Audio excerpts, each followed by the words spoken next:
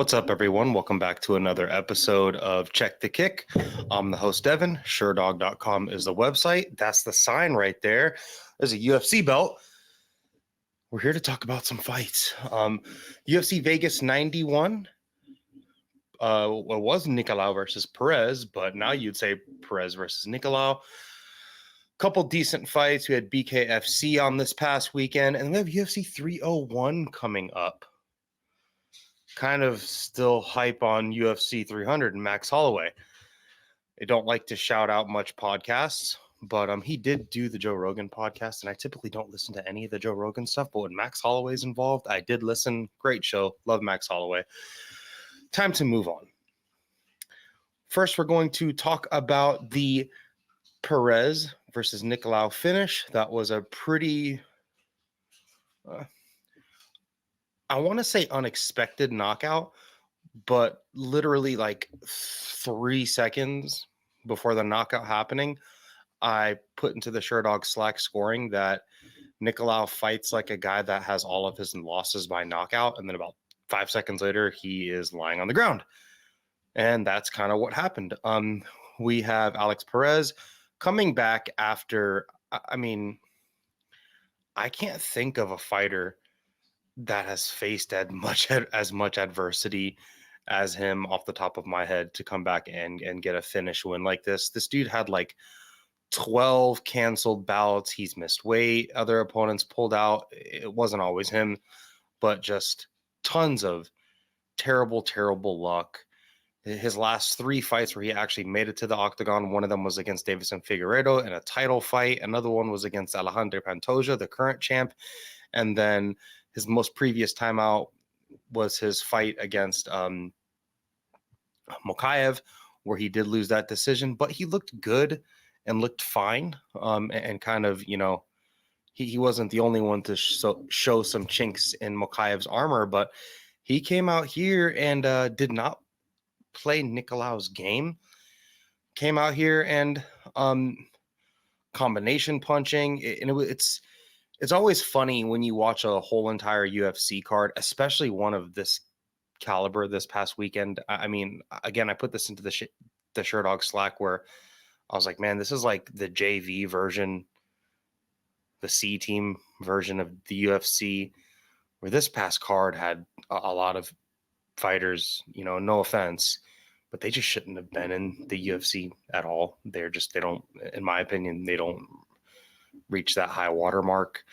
But what Alex Perez did, he was like the first person on the whole entire card to body punch. And it's like, of course, this is the main event. And of course, it's at flyweight where there's actual fighters that know how to fight. But he looked good. The first round was a close round. Nicolau does his typical thing where he will meet pressure with counter punches. He's got a good left hook and a good right straight. But the way that Alex Perez was pressuring him, he kind of took away Nicolau's right straight and kind of started making him throw it a little bit more looping over the top instead of straight down the pike, which kind of messed up Nicolau's timing and range ability. I scored the first round for Alex Perez. I thought his forward pressure, his body punching, and his combination punching looked really good. And about Nicolau, his game is just real. Part of being a good flyweight is like number one, being good and scrambly and having a lot of volume, but you got to be durable at flyweight because a lot of especially through the Davison Figueiredo and Brandon Moreno quadrilogy. I don't know what you would call it. They're four-peat. I would say that the flyweight division really changed in a way where it was mostly before known as like a really scrambly division, but we got a lot of guys in here that can, hit hard. Manal Cobb, Alex Perez, Davison Figueiredo. He's no longer a flyweight, but Brandon Moreno, Steve Erceg, Pantoja, Kai Kara France. Like, there's a lot of higher volume power punching dudes at flyweight now. And with a game like Nicolau's and his durability, every single one of his losses is via KO. It's pretty violent. And he has a game where he fights like a dude that has lost all of his fights by knockout. He's very okay to take the back foot, okay to counterpunch. But the second exchanges become prolonged or exchanges aren't in his favor, for lack of better terms, that's when he starts getting clipped up and buzzed. Where if you make him work and you make it an exchange where he doesn't have that ability to set up a crafty counterpunch and you just take that from him, his game kind of just falls apart. And everyone that's beat him has done it in the pocket with pressure or just taking advantage, whether they set up the timing or maybe change an angle and just kind of do something that's a little bit different than what Nicolau is expecting from the tape study. They kind of catch him slipping. That's the same way Royval caught him with the knee. That's the same way he got caught against the cage here in this fight, where the exchange just became prolonged. There was no more room for him. It was a great pressuring Nicolau against the cage and really putting him in that warning track between the black line and the cage is where Perez had a lot of his success in this fight. And that's what got him this knockout, where he was, pressing against the cage. And then he's just uncorking bombs. And when you can land on Nicolau clean, he also kind of moved into the punch because, again, it was probably something that he didn't see on Alex Perez's tape. Alex Perez is a guy that's known to be a scrambly wrestler, but he does have good power. And Alex Perez isn't getting completely flatlined by dudes. Like, yeah, he got lost via finish to Davison Figueiredo, but he was getting overzealous, and Davison Figueiredo has one of the best guillotines in MMA. He's, I'm not going to talk about him, but we got a guy coming up this weekend, Joe Anderson Brito, that is just another Brazilian powerhouse that will just slap a freaking choke on you. And that's Davison Figueiredo's game. And that's how he caught Alex Perez. But Alex Perez, he's faced so much adversity. For him to take this fight, this was a short notice fight.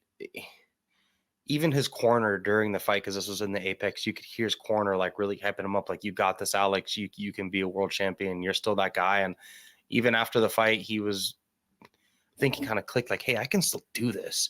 And I'm happy for a guy like Alex Perez in these types of situations. And sometimes, there's certain fighters that, if you listen to this show, you guys all know that, like guys like Dustin Poirier and guys like Max Holloway are some of my favorite fighters, and it's hard for me to set emotion aside. But for this fight, I personally not that I don't care about Alex Perez or Matheus Nicolau, but I'm not emotionally vested, where they're not like some of my favorite fighters or whatever. But after this fight, I kind of left feeling happy for Alex Perez. Flyweight is a division that's consistently moving with not a ton of players, but everyone that's a player in this division is very high level. And a win like this is great for him. He's needed. Again, we talked about his like 12 or 11 or 12 bouts of just consistent cancellations, dropouts, pullouts, missed weights, whatever. So I'm happy to watch him, get this dub, collect 50 grand, got a win bonus, and then just proceed forward. For Nicolau, I don't know. Maybe he's going to take some time off. Again, all of his losses come via knockout. I think at this point we know what we've got with Nicolau, and I'm going to matchmake for him first because I think it's a little bit easier. Joshua Van and Tatsuro Taira just got matched up for a fight. You'd like to assume that Tatsuro Taira is going to be a big favorite, but Joshua Van is also a highly touted prospect. I think after that fight, depending on how, the chips fall, I think we do the winner of that fight versus Matheus Nicolau. I think the UFC should keep Nicolau around for another 2 or 3 fights. But just the way, again, all of his losses come via knockout, and they're not just, they're bad. I was trying to find a way to sugarcoat it, but they're just bad knockouts. They're all, violent in big concussive blows, and they all land, they land clean. And Nicolau is just such an interesting dude. Like, he's so freaking crafty. And I picked him to win this fight because I thought he was just going to be able to skirt outside the octagon, land his counter punches, and get on his bike and just be crafty. And he's so crafty until he's laying face first on the ground. And that's all it takes. And I think a guy like Tatsuro Taira or Joshua Van with the win over each other would deserve a huge shoot into the rankings. Or maybe Amir Albasi when he comes back from like a spine injury. Who knows? And Amir Albasi is not a dude that's going to knock out Nicolau. As for Alex Perez, I mean, the commentary was like, this might get him a title shot. I think they just have to say shit like that to make us care a little bit more about the main event, because this main event really didn't mean anything. This is supposed to be Manal Cop. Even though Nicolau had beaten Manal Cop prior, this is a rematch. Manal Cop has a history with Perez. Perez fell out. Manal Cop talked a ton of shit, said a bunch of pretty terrible things in typical Manal Cop fashion when that fight didn't go through. So maybe rebook that, or maybe Alex Perez versus Kai Kara France, or even maybe a returning Amir Albasi. I like the Manal Cop fight the best, but I mean, those two dudes, you match them up, the likelihood of that fight happening is probably 35%. Either way, fun fight. Kind of just tough to the whole card was a tough watch after UFC 300, but this fight was a good fight, and it definitely meant something within the rankings, within their division, and one dude showed up and showed out. So congrats to Alex Perez.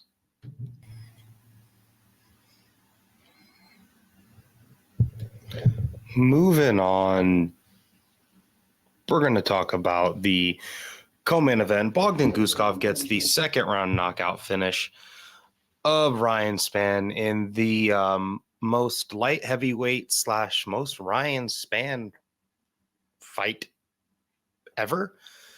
I picked Bogdan Guskov to win this fight, and I will eat crow when I'm supposed to, which is quite often on this show. I mean, if you have a kink or a weird fetish of listening to a guy that once a week will tell you how wrong he was, this is probably a good show for you, because I am wrong all the time. However, this time I was not wrong. This was an outcome that I expected. Go listen to my last week's show, and I did pick Bogdan Guskov to win this fight. Picked him by knockout. I also believe it was second round knockout. And did I think that Ryan Spann was going to take him down and finish the first round and full him out? No.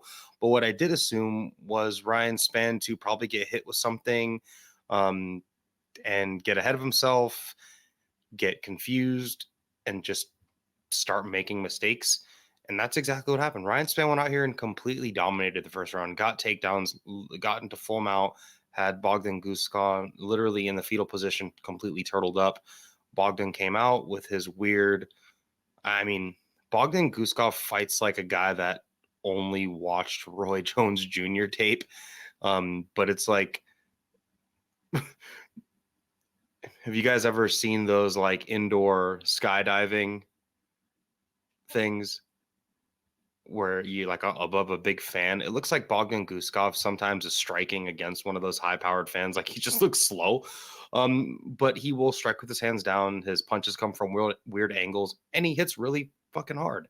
And what he did was he hit Ryan Spann a lot of times real fucking hard, and he had him kind of moving all over the octagon, and the final finishing sequence was violent in typical Bogdan Guskov fashion. Bogdan Guskov is kind of becoming a funny character with his like similarities. The way he looks, looks very similar to Anthony Smith and stuff like that. He's just a funny guy, a good character, and a good injection into the UFC's light heavyweight division of dudes that are just big, athletic, and hit hard, but just aren't very good at anything. It's just a funny division, and this was just such a funny, silly outcome to this fight. It's not even a lot to talk about. It was just a very typical UFC light heavyweight fight, and even more so a typical Ryan Spann fight. As for Ryan Spann, he's gonna come out and literally shock someone with a bolt of lightning because he's so huge, and he's gonna win his next fight by knockout, most likely. That's just what Ryan Spann does. He's gonna lose in terribly embarrassing fashion and then come back and make everyone look stupid. But he's gonna trade wins and losses probably for the rest of his career. It's too bad he is a training partner of somebody like Kennedy and Nzechukwu, because that's like the fight that kind of makes sense. It's Carlos Ulberg matched up with anybody. I'd love to see Carlos Ulberg fight Ryan Spann. I think that'd be fun. I think it would just be a crazy fight. Ryan Spann coming off a loss is hungry, and his durability issues and his fight IQ issues are something that just make fights fun. But man, he's been down at Fortis forever. He has had the same coach forever. I don't even think it's one of those things that's like a change of camp thing. That's just Ryan Spann. That's just who he is. That's who he is deep down inside. That's him as a fighter. He's just a huge guy that hits really hard, has decent wrestling in BJJ, but is super prone. He's, him and Ion Cutelaba have a lot in common. And I think him and Carlos Ulberg would be a fun fight. Or maybe like Nicolau Negomarianu or something like that. Like, he needs a step back, clearly, because, yeah. Guskov, he's going to probably lose his next fight too, because again, it's light heavyweight in the UFC, or he could win violently. But I think him and Iwan Cutelaba would be a fun fight. Let's make that happen. I think that would just be interesting and fun. Or maybe he can fight like the loser of the Dominic Reyes Dustin Jacoby fight. Especially if it's Dustin Jacoby. If Dominic Reyes loses that fight, he's probably gone. But say Dustin Jacoby does lose that fight, maybe that would be interesting. Or like whenever Azamat Mirzakhanov decides to come back, Azamat Mirzakhanov is a dude that's good, and he's like right in the top 15. Bogdan Guskov would assumably take Ryan Spann's spot in the ranking. So I think that could be fun too.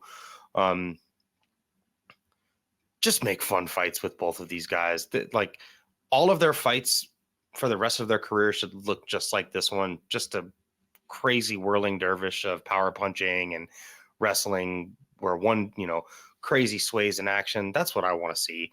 It's light heavyweight, and I mean, imagine what Alex Pereira would do to these guys. God, it's a dumb thing when people say he could win 3 fights in one night, but like Alex Pereira could definitely beat Bogdan Guskov and Ryan Spann in back-to-back fights. He'd knock them both out. Fun fight though. After this, we're going to move on to BKFC, something I don't talk about often. All right, moving on to BKFC Knucklemania. In the main event, we had Mike Perry knocking out Thiago Alves. Did that in 60 seconds. He could not meet the 10-second count. I think he got to Alves, got to 8 seconds. And Perry is now, I believe, like 5-0 in bare knuckle, with tons of really good wins over guys like Luke Rockhold, Eddie Alvarez, Michael Venom Page, and now Thiago Alves. And he called out Darren Till. Fight purses got released on this. I'm sure outside of the regular fight purse, Mike Perry's going to earn a bunch of other, bits and monetary bits here and there. But here he earned 600 grand, so he got paid very handsomely for such a short amount of time. Very great for him. The dude got paid like $10,000 per second. So shout out to Mike Perry. I did not want to spend a ton of time on this, but it was making most of the rounds on social media. It was definitely popular on Twitter, going through the Twitterverse or the X verse.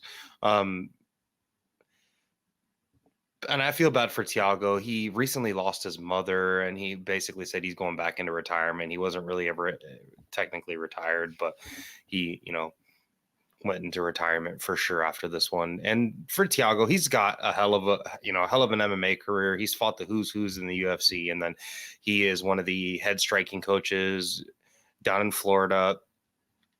You always see him in Dustin Poirier's corner. He's at ATT, big influence there, does a lot of good coaching stuff. So it's not like he's out of money or, screwed without his BKFC deal. Thiago's going to be fine. And as for Mike Perry, he's found his niche. He's found his calling card. This is great for him. I would love to see. I'd love to see him like back in the UFC fighting at like, if he could make like 155, like I'd love to see him fight like Justin Gaethje. I think that'd be cool as shit. But he's getting paid $600,000. He's headlining these shows. He's got some sort of, I forget what they call the title that he has there, the King of Violence title. And that's just what a month April was. We had the BMF title with Justin Gaethje and Max Holloway, and it ending in emphatic fashion. And then we got Mike Perry winning the King of Violence title, or retaining the King of Violence title. I think that's what it was created when he fought Eddie Alvarez. And I'm cool with it, man. The dude can jump all over weight classes. I think this was at 185. He fought Rockhold at 85. And he's like putting these fools away. He's tough as shit. He's got decent boxing, but there's just something about the bare knuckle rule set, with the clinching and everything, and Mike Perry's durability and tenacity and his willingness to just, embrace a scrap, where he's thriving in this environment. So, great for him. Shout out to him. Shout out to Mike Perry for being crazy as hell, making headlines, and making $600,000 in 1 minute. So that's going to close out the first segment of the show, out with the old. We're going to go ahead and move on to the middle segment of the show, in with the new. One topic to talk about. And before this, we're not going to call this topic What's Hot, but I do have a moment to send my condolences to Francis Ngannou and his family. Supposedly he lost his young child today, I think 15 or 18 months old. I saw 15 one place and I saw 18 everywhere else. ESPN released the news at 15 months. Either way, just terrible fucking news. So, tough break for Francis these past few months with the Anthony Joshua thing, and then now him losing a child back in Cameroon. That's just real tough. So before we talk about what's hot and news stuff, I do want to say that. But back to what's hot in the news right now. Back to BKFC. Conor McGregor this past Saturday night announced that he is a partial owner, and so did David Feldman, that they had came together and Conor McGregor had purchased part of BKFC. I don't know what that means. I thought maybe they were going to, release some sort of like Conor McGregor Irish Stout, whatever his new beer is, bonus, because I believe Proper 12 is already a sponsor of BKFC, I believe. Don't quote me. I'm not the biggest BKFC person. But yeah, just, I was kind of surprised to hear that. I think most people were, to hear that Conor did take partial ownership. So I guess he will be paired up with Dave Feldman. I'd like to see what he does, or if it's just something like, just kind of like you guys remember the game Hungry Hungry Hippos when we were kids? You press the button and the hippo grabs the little marbles. Maybe that's what Conor's doing, and it's just a power grab where like, hey, I just want to be involved with it. He did have that face-off with Mike Perry. I think maybe that was last year, where he got into the ring, their circle ring, and did a whole entire face-off with him. So maybe,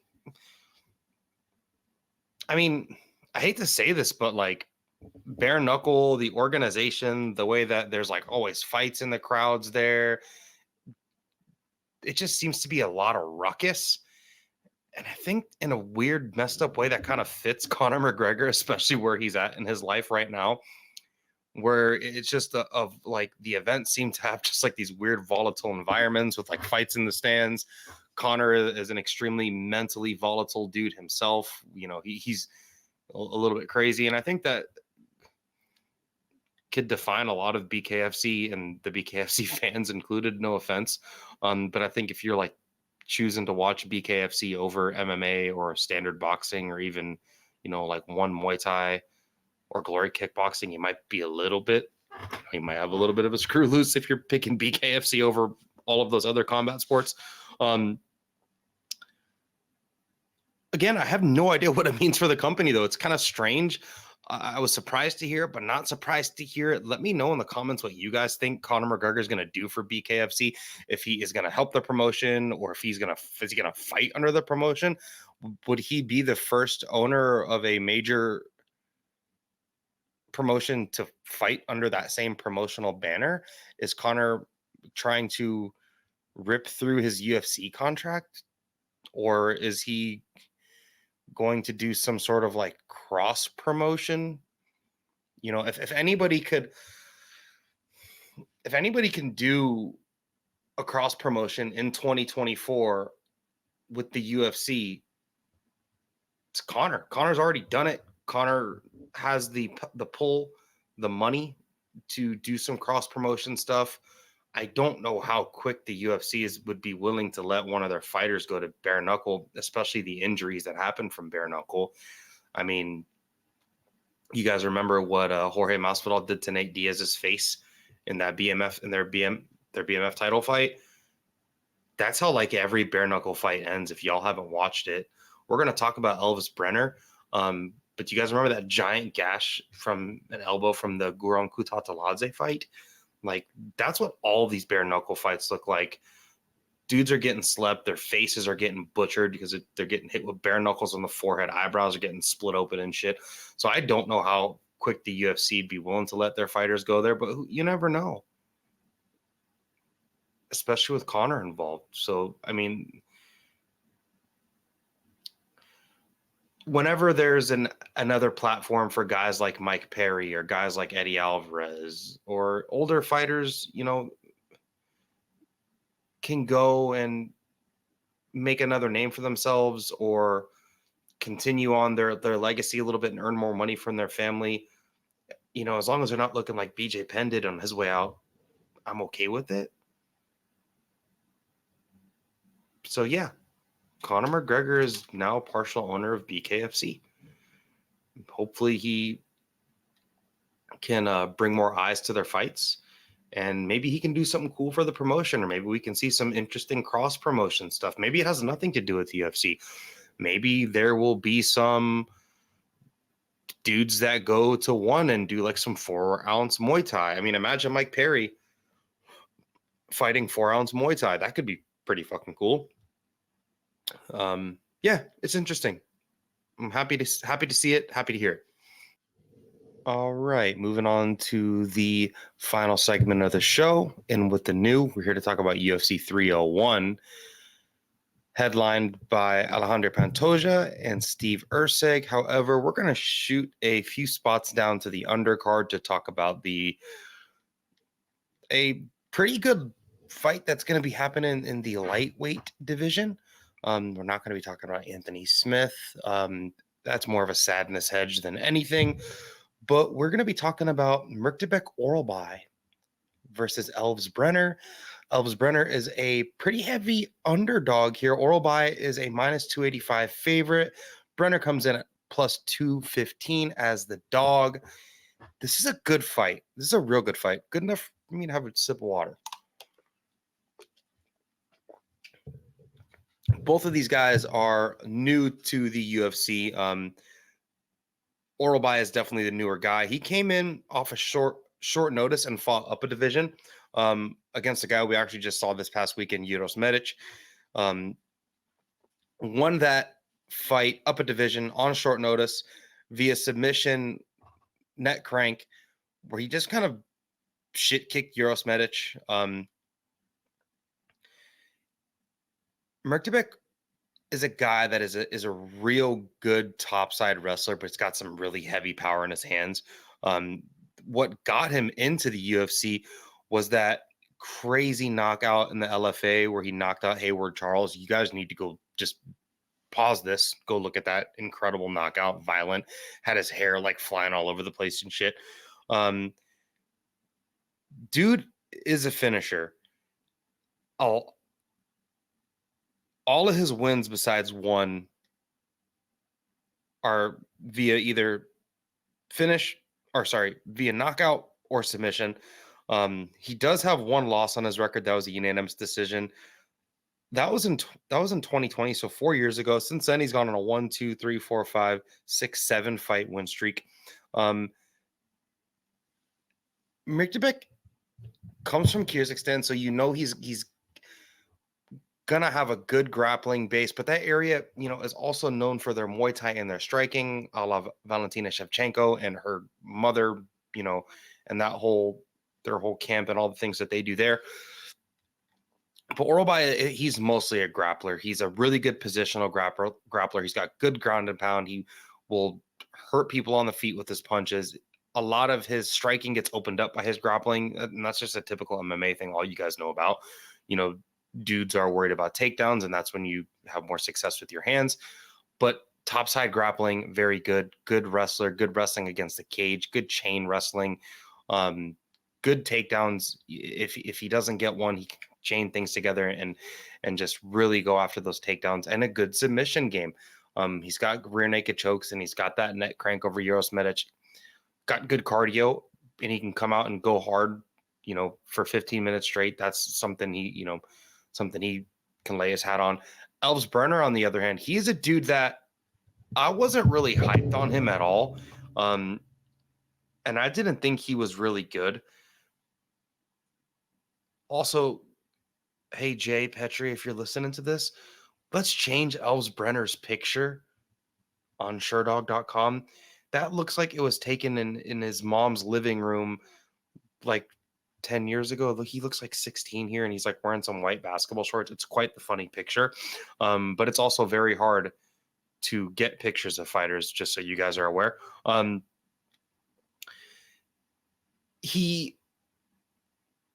Again, I was not that high when he got into the UFC. He won a decision over Zubair Tukhugov via split. And then he came and looked really good against Guram Kutateladze. And Guram Kutateladze, if you're a casual MMA fan, you're probably not listening to this show. But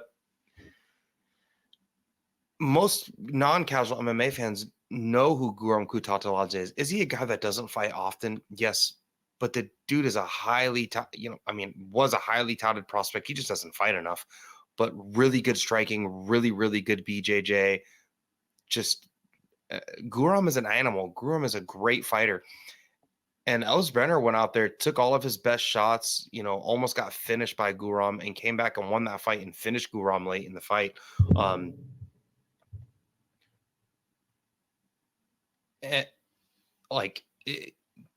The beating he took from Guram, I talked about the gash when I was talking about BK. You could Google the way go ahead and just Google image search, look up Guram Kutateladze. Look up Elves Brener's face after the Guram Kutateladze fight. It looked like someone ran up and hit him with a hatchet. He had gray, like white dyed hair that turned red. And he hung tough, didn't care, and went out there and got the TKO finish. His last win over I don't want to pronounce his name, Kyan Kuchevsky. It was a guy that kind of came in on short notice, and he did what he was supposed to do, dispatched him. But Kyan is a dude that also has heavy hands, and he's a good striker. Elves Brener, shoot a box, Diego Lima, that's his camp. He's one of the Charles Oliveira guys, and that's really his style. Front foot striking, take your best shot to land one of his own. Really heavy on the front foot. Likes to move forward, pressures. He's got good striking, good boxing, good kicks. But he has that similar, thing that the new Charles Oliveira has. He just kind of has that dog. Like, he's just a tough fucking guy. And he is willing to put a lot of things together and just, remain composed under fire. And that's something that, kind of can't be taught to just stay composed, take a ton of damage, and not really deter from his game plan. What I don't like about him in this fight is a lot of that Shuto box style when it comes to them, being on the ground is, and I think one thing that whole team is lacking is none of those guys have real good get up games. They teach a lot of their striking and their front foot game. They teach a lot of aggression and front foot striking at that gym. But when it comes to like scrambling and wrestling, a lot of those guys from that gym, and Charles Oliveira being the main guy there, and Elves can kind of do the same thing where they're just willing to relinquish bottom position and kind of play guard stuff. And I just don't, in 2024, I don't think that that's the best thing to do, especially against a guy like Myktybek Orolbai. If Orolbai tries to hang on the feet with him, he may have some success. But I don't think that's what's going to happen. I think Orolbai may take a few lumps from Brener because Brener is good. But I think Orolbai is just going to take him down and work him there. I think he gets a second round submission here, or maybe a second round TKO via ground and pound. Crazy first round where they may go back and forth, and Myktybek may get buzzed, and he may force him to wrestle, because Myktybek, if you go look at his record, he's got a lot of knockouts. Go watch the tape. He does have heavy hands. I don't think Myktybek is extremely defensively sound, and that could get him into trouble against someone like Elves Brener.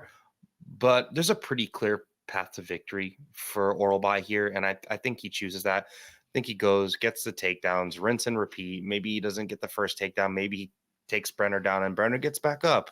But if Brener is willing to play guard and, try to hunt submissions off his back, he is either going to get ground and pounded or get pounded until he is forced to give his back, and he's going to get rear naked choked or maybe neck cranked again. Give me Orolbai, round 2 submission.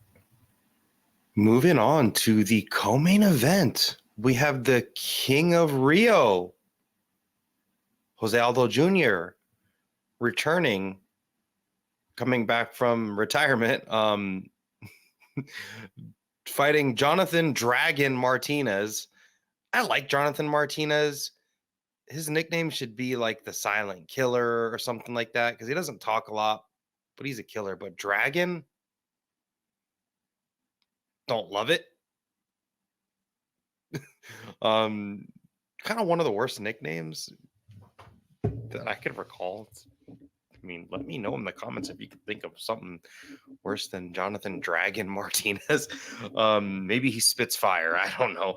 But this is a good fight. Odds on this one do favor Martinez here. He is pretty heavily favored, but not too much.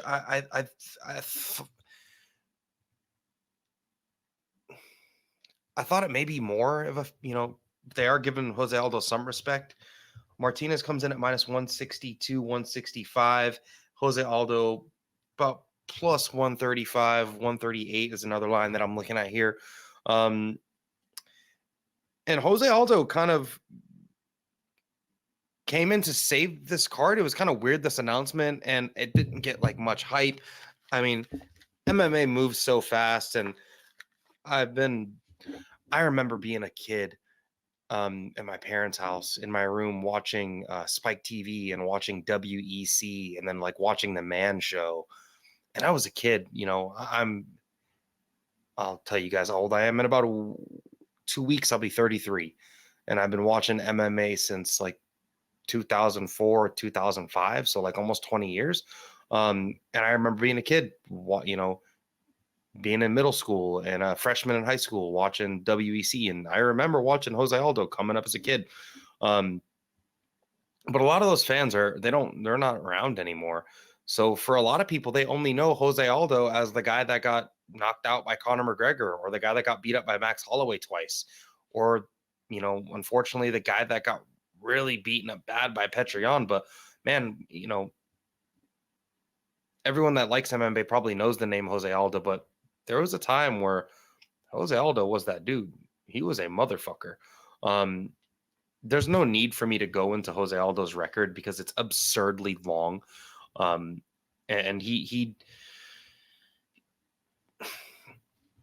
he's a guy that, I don't want to say he invented the leg kick, but he's a guy that really grabbed the hold of that leg kick.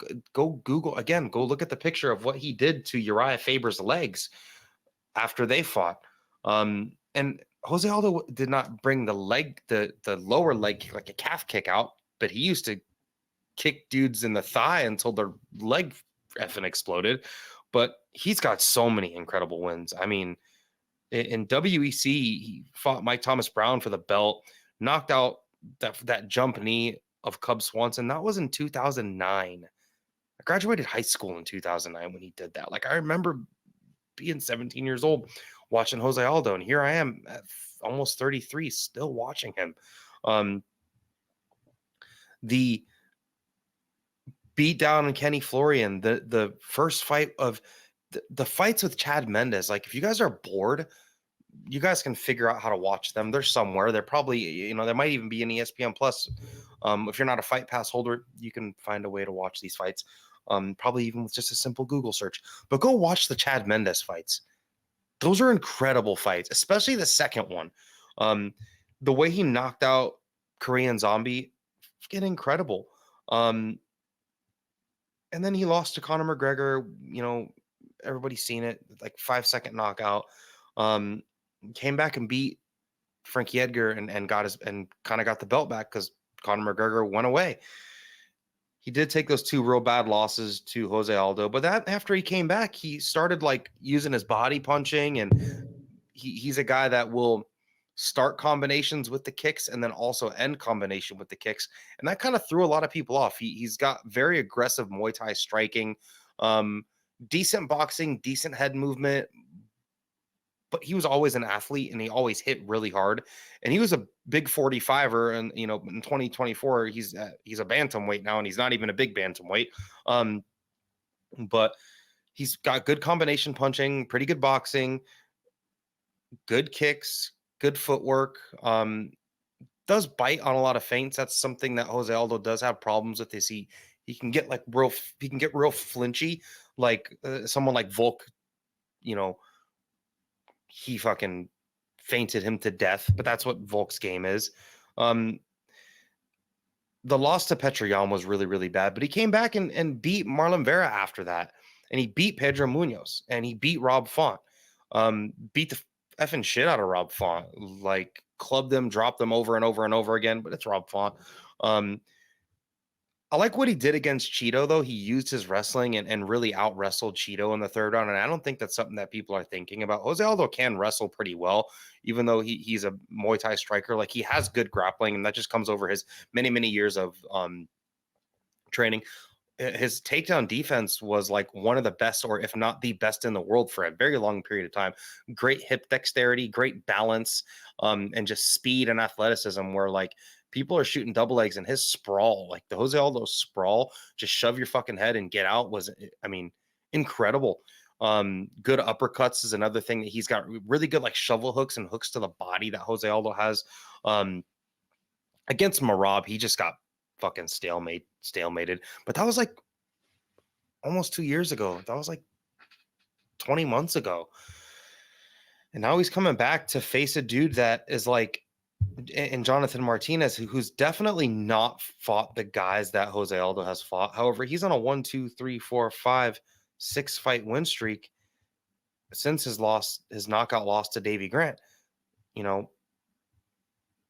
His losses are further away than Aldo's, and Aldo's been retired since 22. What does Jonathan Martinez do really well? Decent boxing, really, really good leg kicks. He is kind of like the Jan Blachowicz of bantamweight, and maybe even more so, really good at checking kicks, willing to go shin to shin with people, and he won his last fight against Adrian Yanez via TKO leg kicks. He sent Adrian Yanez into a lengthy time off where I believe he needed surgery and shit. fucked up Adrian Yanez. Jonathan Martinez is also really good in the clinch. If you go watch the Said Nurmagomedov fight, he's got really good wrist control against the cage. He'll push you against the cage, get the wrist control, hit you with elbows in the clinch. Really good kicks. He can kick from really close range. He can kick from far. He's got really good dexterity, decent boxing, decent power, decent durability. Davey Grant is also a lot more of a power puncher than people give him credit for. So that's something that does need to be realized. And Davey Grant does knock fools out.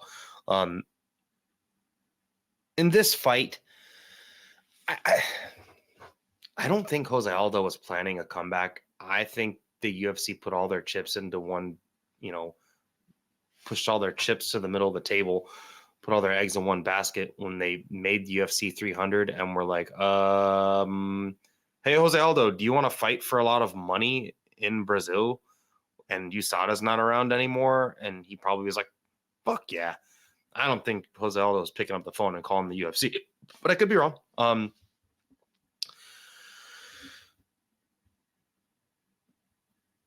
MMA is just such a fickle game, such a fickle bitch when it comes to the game just progressing. And, if Jonathan Martinez was around when Jose Aldo was killing dudes in the WEC, he'd have probably been the champion, because MMA just, just with his leg kicking ability, like the abilities he has today, could have beaten a lot of the dudes that Jose Aldo beat in the UFC. And I know that's probably a crazy thing to say.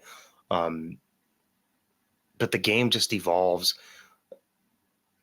Jose Aldo in 2024, yeah, he beat Rob Font, he beat Chito Vera, he beat Pedro Munoz, and those are all dudes that are like on the same level as Jonathan Martinez. But his last fight with Adrian Yanez is a real slick, crafty power puncher. He's not the kicker that Jose Aldo is, but he's definitely probably even more so of a crafty boxer. And a similar like boxing game to Jose Aldo. Jonathan Martinez took that away from Adrian like that. Like 4 leg kicks.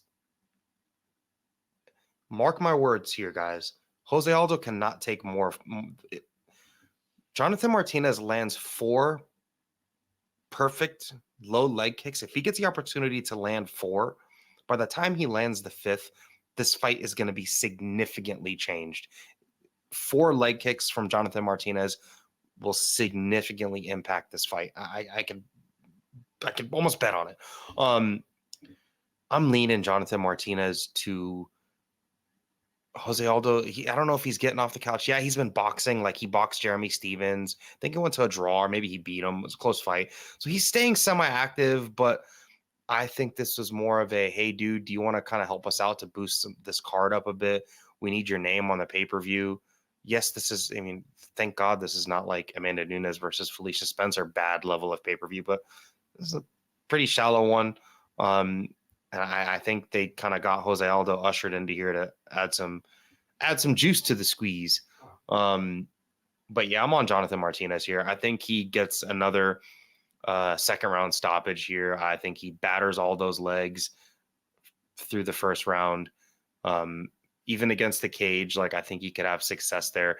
Maybe not shooting takedowns, but the same way Merab was able to really push him against the cage. Statistically, I bet their height is similar and their reach is similar, but Jonathan Martinez is going to be the bigger dude. And Jose Aldo has not faced anybody that is willing to go tit for tat with him with the leg kicks. And Jose Aldo kind of got away from his leg kicks after that motorcycle accident. This is just a tough fight for Aldo. I don't think this is a good fight for him to be taking as a homecoming in Brazil. Second round, TKO, leg kicks, batters Aldo, follows him to the ground, finishes him with ground and pound. I think I love Jose Aldo, love him to death. Everyone does, but this could look kind of like the end of those Max Holloway fights. Maybe not the way, they don't get there the same way, but where Jose Aldo kind of looks like he's run out of options and just gets defeated and kind of beat up. Jonathan Martinez, round 2 TKO with a lot of leg kicks involved. Main event time. We're here. We made it. UFC 301 is going to be headlined by Alexandre Pantoja, the Cannibal, which is kind of the perfect nickname for this dude, versus Steve Astro Boy Erceg. Odds on this fight are Pantoja is a 2-1 favorite, minus about 200 most places. Erceg plus 165, 164 at most places. And what a fucking rise to contention for Steve Erceg. Shout out to him. Shout out to his management. Shout out to him for being willing to take this fight. You know, you got guys like Arman Sarukian, who I really respect, who aren't taking title fights. Steve Erceg's got a good record. He's a lot fucking better than I ever expected him to be. Let's just take a look at his win streak. It's 11 fights. He's won 11 fights in a row. In his last one, he looked really, really, really good. Pantoja's Pantoja. I mean, the dude has fought everybody and beat a lot of great people. If his name wasn't the Cannibal, it would be the Tasmanian Devil. He is a dude that is a high volume striker, good power, not the best technical striker, but an incredible grappler, very fucking strong, very fast. His ability to take the back, shoot a takedown, cause a scramble, force you to take your back and take your back, especially along the cage. Like him and Aldo are like, I don't really know anyone else that are. It's too bad that we never saw Pantoja versus Aldo at like 135. That'd be such a cool fucking fight. Aldo's huge now, and Pantoja is definitely a 125er, but whatever. Those are like Demi and Maya. But Pantoja's like top 5 best back takers that have ever fought in the UFC. He's fucking good. Like he's very good at that. He's shot like 15 takedowns in his last 2 fights, or 13, maybe it's 14. In his last 2 fights. Yeah, they're championship bouts and they went the whole time. So, you know, you got 50 minutes to say, you know, roughly 5 to 7 takedowns per fight. That's good. That's real fucking good. What is Pantoja good at? Kind of almost everything. But he's also got a weird game where, like, when you watch Pantoja fight, he, in my opinion, I don't think he has like a champion's game where he does leave a lot of holes. He really, really goes for it. Like and that's awesome. It's great to watch. It's great entertainment. But Pantoja fights like a dude that's like got a 7-0 record. But he doesn't have a 7-0 record. The dude's got like 30 fights. More 32 fights. And a bunch of fights, you know, that were on the Ultimate Fighter. Dude's got a shit ton of fights. But he fights like he's got like a 7-0 or 8-0 record where he's just, I mean, he fucking goes for it. Like he is gas, like on the gas. And yeah, he'll breathe heavy. He'll look tired, but like it'll take rounds off like he did in the Brandon Moreno fight. But he came back and won the 5th round in that Brandon Moreno fight. He lost the 5th round against Royval, but Royval has shown in his last fight against Brandon Moreno at altitude, even though he, you know, has kind of the leaf blower offense, throws a lot of strikes with nothing behind him, he's still out there doing that shit. So for Pantoja, this could be a sticky fight for him. But let's talk about Erceg first. Erceg is a dude that he came into the UFC on short notice, fought David Dvorak, and won very cleanly. He's only been in the UFC since June 10th of 2023. Cleanly beat David Dvorak, beat Alessandro Costa, and then knocked out Matt Schnell. Prior to that, he was mostly known as a BJJ guy, and he does have good BJJ. He's big for the division. But something that's not being talked about is his crafty boxing. He did an interview with someone somewhere recently where he said something along the lines of, MMA fighters don't know how to box, and they don't understand angles in the pocket, and they don't understand how to use the jab. It was something along those lines. And it really stuck with me because he gets the game. And that's what makes you successful. And that's what makes you go from like rookie to contender to title contender. And then, you know, kind of moving from top 20 to top 15 to top 10 to top 5 to title contention, even though he kind of went through that expeditiously based on the current status of the division. However, he's finding these little weird, minute thing. I'm not going to say weird. He finds these like little minute differences where where he can find success. He's like, yeah, I got good BJJ, but like if I hyper focus on my boxing, I can expose people here. And I like that. Like he gets the game. That means he's a student of the game, and that means he studies things. And I like that. Pantoja in a fight like this can go and get tons and tons of takedowns. And I'm curious to see what Erceg looks like if this hits the 4th and 5th round. But Pantoja's got good striking that's almost underrated. However, he does have a lot of defensive lapses. But what causes him to have so much success is his tenacity with the grappling. Like he's striking, and his ability to switch from striking to grappling it's really great.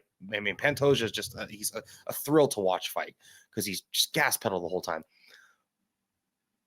But Erceg's got good BJJ. I'm curious to see what his scrambling looks like and if he gives Pantoja those back take opportunities. And I'm curious to see what starts to happen if these striking exchanges in the boxing, because that's what Pantoja likes. He wants to get inside and kind of have a tactful brawl with you. I want to see if Erceg can stick that jab on him and then maybe get crafty and throw some uppercuts and some clean straights and time some like back foot counter check hooks. Because that uppercut he hit Schnell with was like real fucking clean. He did get buzzed by Schnell prior to that though, and he was kind of on Queer Street a little bit. So I'm a bit curious to what the striking exchanges can potentially look like here. I think this fight's going to be a lot more fun than expected. My mind says Pantoja should win this fight, but Pantoja's been fighting this way forever, and he's taken quite the damage, even though, you're not seeing him get knocked out or anything. But again, he doesn't, in my opinion, he just doesn't have like a solid champion style game that's going to last forever. And maybe it's not Erceg. Maybe it's one of these young up and coming dudes like Tatsuro Taira in 2 or 3 years is the one that, takes the belt off Pantoja, or, I don't know, maybe Manal Kopp hits him with a jump knee or something like that in the next 2 or 3 fights. But till then, I'm just not sure. I'm very hung on this pick. I do think Steve Erceg is a deserved underdog, but he's got good BJJ and his craftiness in the pocket and his ability. He's showing improvements and Pantoja's not. And Pantoja's at a point in his career where he's not going to show improvements. He is just going to, it's like a fully built race car where like, you race it down the track and then you take it back to the shop and you make sure all the bolts are tight and you make sure everything is in working order. But Erceg is the car you're building, and everything is fine, but now you're still adding parts on it to make it faster and better performing. And Pantoja is just not there. He's kind of, he's at the top of the mountain just fighting dudes off the top. I'm going to pick Erceg here in an upset, and I'm going to probably be dead wrong, and I'll be here next week to talk about it. But I think Erceg may be able to expose Pantoja, not inside the pocket, but in those in-betweens from the pocket behind the jab. He's going to be longer than Pantoja. He is probably a little bit, he may have faster hands than Pantoja, and he may be a little craftier. And I'm going to assume that he is leveling up and learning. He's going into enemy territory. He's going to Brazil, like kind of on semi-short notice with a really short, I mean, who else has got title shots this quickly in the UFC? Michael Chandler, Brock Lesnar. He's not one of those. Alex Pereira. He doesn't have that background. He's, in a way, he's kind of just a guy, but based on the status of the division and MMA being so crazy and Steve Erceg actually being pretty technically good and getting better at MMA, I'm going to pick a level up moment here.